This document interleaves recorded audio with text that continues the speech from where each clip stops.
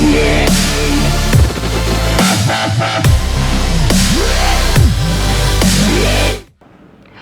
Students, आज का जो वीडियो होने वाला है ये class 12 book R D Sharma chapter 7 adjoint and inverse of the matrix का लेक्चर 1 का वीडियो होने वाला है। यानी कि आज हम चैप्टर 7 शुरू करेंगे। आज हमारे लिए नया चैप्टर है जो कि adjoint and inverse of the matrix. चलिए सबसे पहले एडजॉइंट ऑफ द मैट्रिक्स को सीख लेते हैं। तो let A is the square matrix. तो यहाँ पे हमने क्या माना है, ए क्या है, एक स्क्वायर मैट्रिक्स है। और यहाँ पे आगे बोला गया and C I J is cofactor elements of A. तो यहाँ पे देखिए मैं आपको बता दूं, ए यहाँ पे क्या है, एक स्क्वायर मैट्रिक्स है। और यहाँ पे सी आई जे, देखिए 5th चैप्टर में मैंने आपको कोफैक्टर्स निकालना बताया था, बिल्कुल उसी तरीके से आपको कोफैक्टर एलिमेंट्स निकालने हैं।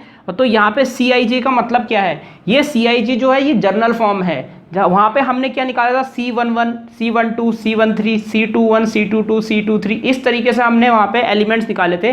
तो यही हमने इसको जनरल फॉर्म में CIJ से डिनोट कर दिया है। तो ये CIJ आपका क्या है, जनरल रूप में यहाँ पे हमारा जनरल फॉर्म में कोफैक्टर एलिमेंट है A का। तो हमने आप जानते हैं अगर हमें कोई भी A मैट्रिक्स दी हो तो वहाँ पे हम कोफैक्टर्स कैसे निकालते हैं, कोफैक्टर एलिमेंट्स को कैसे निकालते हैं। उसके बाद आगे देखिए ये इंपॉर्टेंट लाइन है यहाँ पे, then the transpose of the matrix containing cofactor elements of A. यानी कि यहाँ पे ए के कोफैक्टर एलिमेंट्स निकालने के बाद इन कोफैक्टर एलिमेंट को हम जिस मैट्रिक्स के अंदर बंद करेंगे, ये वाली मैट्रिक्स वो है, और अगर मैं उस मैट्रिक्स का ट्रांसपोज कर दूं तो मुझे जो मैट्रिक्स मिलेगी वो एडजॉइंट ऑफ द मैट्रिक्स हो जाएगी। यानी कि adjoint of the matrix cofactor elements को हम एक मैट्रिक्स के डब्बे के अंदर अगर बंद कर दें और उस मैट्रिक्स का अगर हम उस मैट्रिक्स का ट्रांसपोज कर दें तो जो मैट्रिक्स हमें मिलेगी वो एडजॉइंट ए होगा। यानी कि एडजॉइंट ऑफ द मैट्रिक्स ए होगा यहाँ पे हमारे लिए। इसको मैं एडजॉइंट ऑफ द मैट्रिक्स ए लिख देता हूँ। तो उम्मीद है आपको समझ में आ गया होगा। तो चलिए इस तरीके का हम पहले एक एग्जाम्पल करते हैं तो थोड़ा और ज़्यादा क्लियर हो जाएगा। तो यहाँ पे भी हमें क्वेश्चन दे रखा है, एग्जाम्पल इलिस्ट्रेशन 1 बुक में ही है ये आपका, find adjoint of the matrix A equal to P Q R S. तो यहाँ पे ए मैट्रिक्स हमें दी गई है तो हमें यहाँ पे एडजॉइंट ए की वैल्यू निकालनी है। चलिए सबसे पहले गिवन जो है वो फटाफट से लिख देते हैं। तो पी क्यू आर एस, बाकी मैंने आपको 5th चैप्टर में बता रखा है कि कोफैक्टर्स हम कैसे निकालते हैं। तो चलिए यहाँ पे सबसे पहला काम है हमारा माइनस निकालने का। 4 एलिमेंट हैं तो 4 ही माइनस होंगे। तो M11, M12, M21, M22। तो उम्मीद है आपको समझ में आ रहा होगा, ये 4 एलिमेंट्स हो जाएंगे। तो यहाँ पे क्योंकि ये आपका एलिमेंट A11 होता है तो उसके करस्पॉन्डिंग माइनर जो होगा M11 होगा।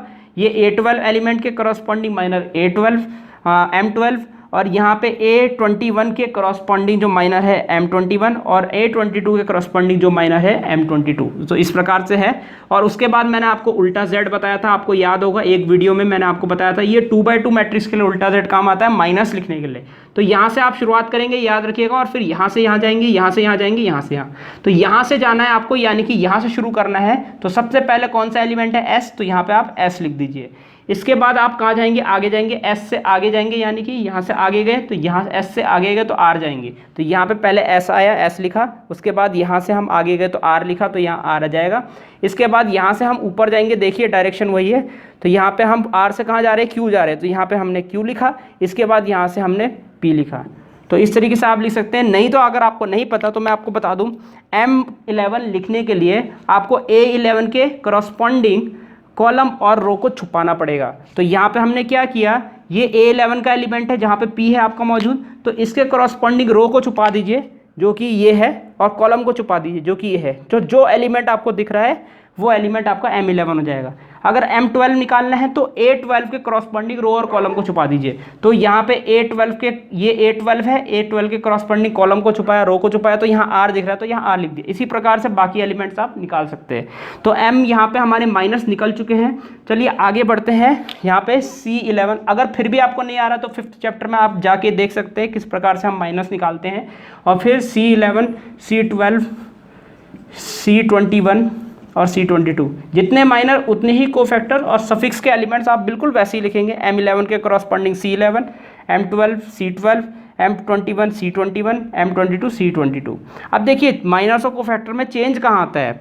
तो देखिए आपको क्या करना है, यहाँ सफिक्स के एलिमेंट्स को ऐड करना है। सफिक्स के एलिमेंट्स को ऐड करना है, यानी कि जैसे ये M11 है, 11 का मतलब यहाँ पे 11 में क्या करेंगे, सफिक्स में यहाँ पे 1 और 1 है तो 1 + 1 कर देंगे, यानी कि यहाँ पे सफिक्स के एलिमेंट्स को ऐड कर देंगे। ऐड करने के बाद अगर इवन आएगा तो आपको साइन क्या करना है, सेम रखना है। तो जैसे कि ये अगर आप इसको ऐड कर रहे हैं तो ऐड करके ये 2 आ रहा है, 1 + 1 2 होता है, 2 एक इवन नंबर है याद रखिएगा। तो यहाँ पे अगर +s है तो यहाँ पे चिन्ह क्या है, यानी कि साइन क्या है, यहाँ पे प्लस है तो यहाँ पे भी प्लस का साइन आएगा। इवन के केस में साइन सेम रहेगा और ऑड के केस में साइन अपोजिट हो जाएगा, याद रखिएगा। तो यहाँ पे इवन आ रहा है, इवन के केस में साइन सेम रहेगा तो +s को हमें +s ही लिखना है। ये अगर आप इसके सफिक्स को ऐड करेंगे तो यहाँ ऑड आ रहा है, ऑड का मतलब साइन चेंज होगा, यहाँ +r है तो यहाँ -r हो जाएगा। एलिमेंट वही है लेकिन विद अपोजिट साइन है, तो याद रखिए ऑड के केस में अपोजिट साइन लेना है आपने। चलिए अब यहाँ पे M21 देखते हैं, ये भी ऑड आ रहा है तो ये -q हो जाएगा, यहाँ पे +q है तो साइन अपोजिट ले लिया प्लस का माइनस में। चलिए M22 निकालते हैं, तो M22 यहाँ पे है C22, यहाँ पे ये इवन आ रहा है, इवन के केस में +p है तो साइन सेम ही रहेगा, ये प्लस है तो यहाँ पे भी प्लस का p हो जाएगा। तो साइन सेम, इवन के केस में सेम साइन लेना है और ऑड के केस में अपोजिट साइन लेना है, साइन चेंज कर देना है। चलिए यहाँ पे अब हम यहाँ से हम एडजॉइंट ए निकाल देंगे। एडजॉइंट ए का फॉर्मूला मैं आपको बता देता हूँ 2/2 का, वो होता है आपका C11 C12 C21 और C22 और होल का ट्रांसपोज। बस आपको ये याद रखना है, जैसे कि मैंने यहाँ लैंग्वेज में लिखा है तो कोफैक्टर्स के एलिमेंट्स कंटेन करने वाली मैट्रिक्स का हम क्या कर देंगे, ट्रांसपोज कर देंगे। तो बस यहाँ पे कर लेते हैं एडजॉइंट A = C11, यहाँ पे आप देख सकते हैं +s और फिर है -r, यहाँ पे -r लिख देंगे और उसके बाद C21 यानी कि माइनस का q और लास्ट में हमारा है C22 यानी कि प्लस का p। तो इस प्रकार से हमारा ये आ जाएगा। अब देखिए ये आ चुका है और यहाँ पे ट्रांसपोज, होल का ट्रांसपोज। अब हम क्या कर देंगे, इस मैट्रिक्स का ट्रांसपोज कर देंगे। तो ट्रांसपोज कर लेते हैं, चलिए एडजॉइंट A = तो यहाँ पे जो फर्स्ट रो के एलिमेंट है ये यहाँ पे आके फर्स्ट कॉलम के एलिमेंट हो जाएंगे, यानी कि s, इसके बाद नीचे लिखेंगे माइनस का r, इसके बाद यहाँ पे ये सेकंड रो के एलिमेंट सेकंड कॉलम के एलिमेंट बन जाएंगे। तो यहाँ पे आएगा फिर माइनस का q और यहाँ पे आएगा प्लस का p। तो इस प्रकार से यहाँ पे आप एडजॉइंट A निकाल सकते हैं। इसका यानी कि फर्स्ट रो फर्स्ट कॉलम बन जाएगी, सेकंड रो यहाँ पे सेकंड कॉलम बन जाएगी। तो इस प्रकार से हम क्या कर सकते हैं, ट्रांसपोज करते हैं और हमारे यहाँ से एडजॉइंट A निकल जाएगा। तो इस प्रकार हमारा इलस्ट्रेशन 1 यहीं पर समाप्त होता है।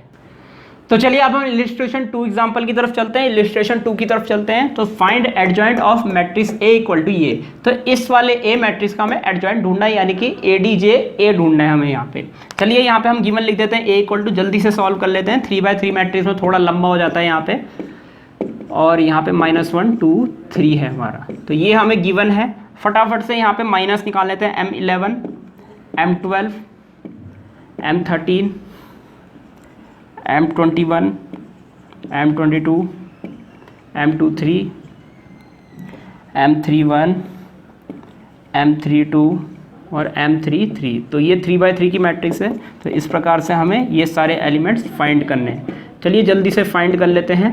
मैं डायरेक्ट दिमाग में ही कैलकुलेशन कर रहा हूँ, आप देखने की कोशिश कीजिएगा।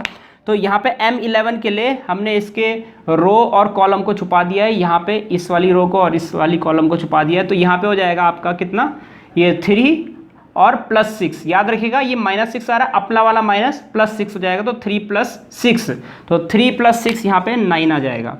आगे बढ़ते हैं यहाँ पे M12 की तरफ। तो यहाँ पे इसको छुपाएंगे, इसको छुपाएंगे और इसको छुपाएंगे। तो यहाँ पे हो जाएगा 2 3 जा 6, तो 2 3 जा 6 हो गया। और यहाँ पे ये प्लस का 3 आएगा, तो 6 प्लस का 3, लेकिन अपने वाले माइनस की वजह से -3 हो जाएगा। 6 - 3, तो 6 - 3 यहाँ पे 3 आ जाएगा। आगे बढ़ते हैं यहाँ पे।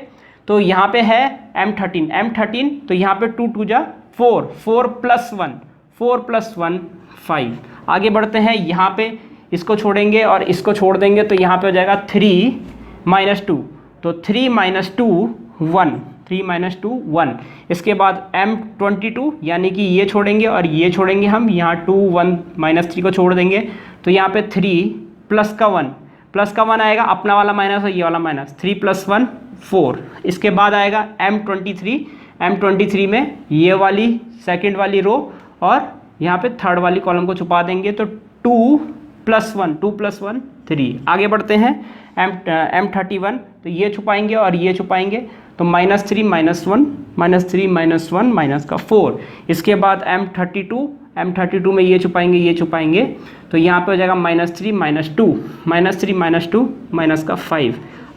M33 के लिए ये छुपाएंगे और ये छुपा देंगे, तो 1 -2 -1, तो यहाँ पे हो गया 1 अपना वाला -2, तो यहाँ पे हो जाएगा 1 -2 -1। माइनस निकल चुके हैं, जल्दी से कोफैक्टर निकाल लेते हैं। C11 C12 C13 C21 C22 और C23 C31 C32 C33, ये आ जाएगा यहाँ पे। अब देखिए यहाँ पे आपको क्या रखना है, ये देखिए इवन से शुरू होगा, इवन ऑड इस तरीके से चलता रहेगा। इवन के केस में आपको सेम साइन रखना है, तो आप सेम से शुरू करेंगे, same opposite sign, same opposite sign, same opposite, same opposite, same, इस तरीके से हम जाएंगे। तो सेम साइन का मतलब यहाँ +9 है तो +9, अपोजिट साइन यहाँ +3 है तो -3, सेम यानी कि 5 ही रहेगा, अपोजिट यानी कि यहाँ -1 हो जाएगा, सेम यानी कि यहाँ पे हो जाएगा हमारा 4 ही, अपोजिट यानी कि यहाँ पे +3 है तो यहाँ -3 हो जाएगा। फिर यहाँ पे आपका सेम रहेगा, सेम साइन का मतलब -4 है तो यहाँ -4 ही रहेगा, अपोजिट यानी -5 है तो यहाँ +5 हो जाएगा, और यहाँ पे सेम है यानी कि -1 है तो -1 ही रहेगा। तो इस प्रकार से हमने यहाँ पे निकाल दिया है। चलिए एडजॉइंट ए निकाल लेते हैं फटाफट से। तो एडजॉइंट ए का फॉर्मूला लिख देंगे यहाँ पे हम, ADJ A इक्वल टू, यहाँ पे लिखेंगे C11 C12 C13, और यहाँ पे होल का ट्रांसपोज जरूर लिख दीजिएगा। ये मैं थोड़ी इस लाइन को मिटा देता हूँ, तो याद रखिएगा यहाँ पे ये होल का ट्रांसपोज भी हो रहा है। यहाँ पे C21 C22 C23 C31 C32 और C33, तो इस प्रकार से मैंने यहाँ लिख दिया है ये सब। एडजॉइंट ए निकाल लेते हैं फटाफट से। Adjoint A equal to C11, तो C11 यहाँ पे 9 -3 5, तो यहाँ पे लिख देते हैं 9 -3 5, तो इस प्रकार से ये हो जाएगा। 9 -3 और 5 लिख दिया है, -1 4 -3 -1 4 -3, चेक कर लेते हैं। -1 4 -3 -4 + 5 -4 + 5 -1, फिर से चेक कर लेते हैं। -4 + 5 -1, और इस पूरे का ट्रांसपोज याद रखिएगा, इस पूरे का ट्रांसपोज करना है। इसको मैं थोड़ा आगे लिख देता हूँ, तो ऊपर से नीचे लिख देते हैं हम 5 -3 -1। इसको क्योंकि यहाँ पे हमारा बोर्ड ख़त्म हो गया था, इसलिए मैंने इसको थोड़ा आगे लिख दिया है। तो होल्ड का ट्रांसपोज कर लेते हैं फटाफट से। तो फटाफट से अगर हम इसका ट्रांसपोज करेंगे तो कितना आएगा, यहाँ पे आएगा हमारा 9 -3 5, इसके बाद आएगा -1 4 -3 -4 5 -1, तो ये आपका एडजॉइंट ए आ गया। तो एडजॉइंट ए की वैल्यू हमारी इस प्रकार से आ गई। ट्रांसपोज करिएगा, जरूर कर दीजिएगा। देखिए फर्स्ट रो को फर्स्ट कॉलम बनाना है, सेकंड रो को सेकंड कॉलम, थर्ड रो को थर्ड कॉलम बनाना है। तो ये हमारा फाइनल आंसर हो जाएगा इस वाले क्वेश्चन के लिए। तो इस प्रकार हमारा इलस्ट्रेशन 2 यहीं पर समाप्त होता है। तो चलिए अब हम आगे बढ़ते हैं। तो यहाँ पे R.D. शर्मा का पेज नंबर 6.9 है, और इसका मैं एग्जाम्पल नंबर 1 यहाँ पे करने वाला हूँ, तो ध्यान से देखिएगा। तो यहाँ पे हमें ए मैट्रिक्स गिवन है, जल्दी से लिख देते हैं। ए इक्वल टू, यहाँ पे हमें ABCD, तो यहाँ पे हमें दे रखे हैं। जल्दी से हम माइनस निकाल लेते हैं। M11 M12 M21 और M22। तो उल्टा Z आपको याद होगा, जैसे कि अभी मैंने निकाला। तो यहाँ पे पहले हम D लिखेंगे, फिर C लिखेंगे, फिर B लिखेंगे, फिर A लिखेंगे। DCBA यानी कि DCBA। तो इस प्रकार से हमने माइनस निकाल दिया है। जल्दी से कोफैक्टर्स निकाल लेते हैं। तो C11 C12 C21 और C22। तो चलिए यहाँ पे सारे के सारे एलिमेंट्स लिख देते हैं। तो यहाँ पे हो जाएगा आपका प्लस का D सेम रहेगा, देखिए इवन है तो सेम, ऑड है तो यहाँ पे हो जाएगा माइनस का C, प्लस का D माइनस का C माइनस का B प्लस का A। जल्दी से एडजॉइंट A लिख देते हैं।